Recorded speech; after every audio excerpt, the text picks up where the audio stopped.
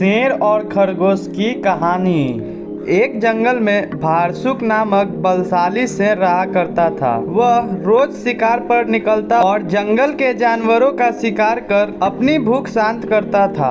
एक साथ वह कई जानवरों को मार देता था। ऐसे में जंगल में जानवरों की संख्या दिन पर दिन कम होने लगी। डरे हुए जानवरों ने इस समस्या से निपटने के लिए जंगल में सभा बुलाई। वहां निर्णय लिया गया कि शेर से मिलकर इस विषय पर बात की जानी चाहिए। इसके लिए जानवरों का एक दल बनाया गया। अगले दिन वह दल शेर से मिलने के लिए पहुंचा। शेर ने जब इतने सारे जानवरों को अपनी गुफा की ओर आते देखा तो वह आश्चर्य में पड़ गया। वह गुफा से बाहर आया और गरज कर जानवरों के दल से वहां आने का कारण पूछा। दल का मुखिया डरते डरते बोला, वनराज, आप तो वन के राजा हैं और हम सभी आपकी प्रजा हैं। आज आपकी प्रजा आपसे एक विनती करने आई है। शेर ने पूछा, कैसी विनती? वनराज, आप रोज शिकार पर निकलते हैं और कई जानवरों को मार देते हैं और आप उन सभी मरे हुए जानवरों को ठीक से खा भी नहीं पाते। हम सबका विचार था कि आपकी भूख मिटाने यदि रोज एक जानवर आपके पास भेज दिया जाए तो आपको भी आराम रहेगा और हम भी भय मुक्त रहेंगे। शेर को बिना मेहनत शिकार प्राप्त हो रहा था, इसलिए उसने यह निवेदन स्वीकार कर लिया, लेकिन साथ ही चेतावनी भी दी कि जिस दिन उसके पास जानवर नहीं पहुंचेंगे उस दिन वह सबको मार डालेगा। उस दिन के बाद से प्रतिदिन एक जानवर का चुनाव कर उसे शेर के पास भेजा जाने लगा। अब शेर दिन भर गुफा में पड़ा आराम करता रहता। परिणाम स्वरूप अन्य जानवर जंगल में सुकून से जीवन जीने लगे। एक दिन शेर का भोजन बनने की एक खरगोश की बारी आई। खरगोश शेर की गुफा की ओर चल तो पड़ा, किंतु मृत्यु निकट होने के कारण वह अत्यंत भयभीत था। वह धीरे धीरे कदम बढ़ाता हुआ शेर की गुफा की ओर चला जा रहा था। साथ ही किसी तरह अपने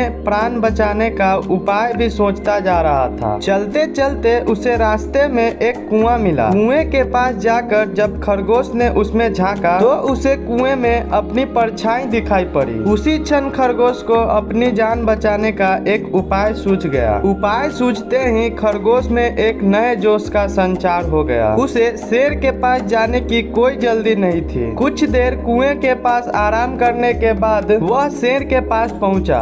इधर भूखा शेर अपने भोजन के आने में हो रही देर से क्रोध में लाल पीला हुआ जा रहा था। जैसे ही उसने एक पिद्दी से खरगोश को अपनी गुफा की ओर आते देखा, उसका क्रोध और बढ़ गया। वह गरज कर खरगोश से बोला, पिद्दी खरगोश, मैं कब से प्रतीक्षा कर रहा हूँ और तू अब आया है। अब मेरी भूख बढ़ चुकी है। तुझ अकेले से मेरा क्या होगा? तुझ पिद्दी को किस बेवकूफ ने मेरे पास भेजा है? तेरे बाद अब मैं उसे भी मार खा जाऊंगा। खरगोश हाथ जोड़कर गिड़गिड़ाया, वनराज, देरी के लिए मुझे क्षमा करें। विश्वास करिए, इसमें न मेरा दोष है न ही मुझे भेजने वाले का। हम तो 5 खरगोश आपका भोजन बनने निकले थे, किंतु रास्ते में एक दूसरे शेर ने हमें रोक लिया। जब हमने उसे बताया कि हम अपने राजा का भोजन बनने जा रहे हैं तो वह 4 खरगोश को मार कर खा गया और मुझे आपके पास यह संदेश देने भेज दिया कि अब से वह इस जंगल का राजा है। शेर गुस्से में दहाड़ा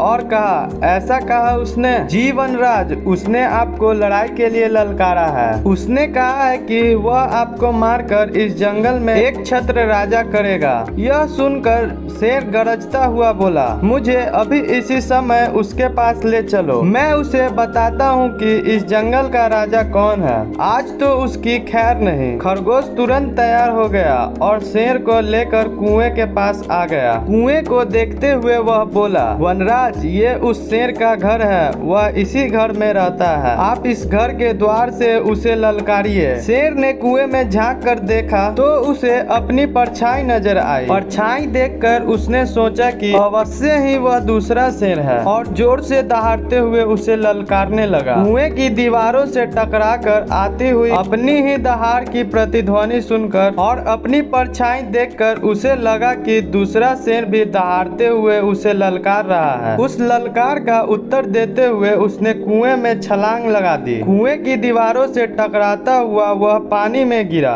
और डूबकर मर गया। शेर के मरने के बाद खरगोश खुशी खुशी वापस लौटा और जंगल के अन्य जानवरों को खुशखबरी सुनाई। जंगल के सभी जानवर बहुत खुश हुए और सबने खरगोश की बहुत प्रशंसा की। इस कहानी से हमें यह सीख मिलती है कि बुद्धि बल सबसे बड़ा बल होता है, इसलिए मुश्किल घड़ी में सदा बुद्धिमानी से काम लेना चाहिए। Thanks for watching. आपको यह कहानी अच्छी लगी हो तो एक लाइक और एक प्यारा सा कमेंट जरूर से कर दीजिएगा और ऐसे ही नई नई कहानियों के लिए हमारे चैनल को सब्सक्राइब करें और बेल आइकन को दबा दें।